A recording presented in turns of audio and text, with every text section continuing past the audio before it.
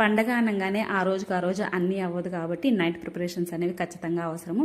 So ఇవాళ నేను Vinayaka Chavithi night prep మీకు చూపిస్తున్నాను అనమాట. ముందుగా మనకి వినాయక చవితి అనగానే ముఖ్యంగా గుర్తొచ్చేది ఉండ్రాళ్ళు కదా, మేమైతే కుడుములు అంటాము. సో దానికి పిండి కావాలి కాబట్టి బియ్యం వేపు పక్కన పెట్టేసుకున్నాను. రేపు మార్నింగ్ నేనే మిక్సీలో వేసేసి పిండి చేస్తాను అనమాట, ఎందుకంటే తక్కువ క్వాంటిటీ కాబట్టి.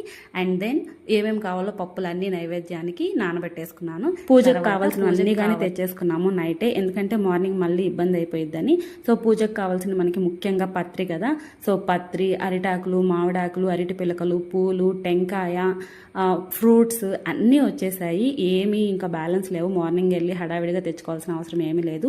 ఆఖరికి బొజ్జవి గణపయ్య కానీ వచ్చేసాడు మా ఇంటికి, గొడుగులు కానీ వచ్చేసాయి అనమాట. వాటితోనే జీని మంచిగా ఆడుకుంటున్నాడు, ఫస్ట్ టైం చూస్తున్నాడు, బాగా ఎక్సైటెడ్ అవుతున్నాడు.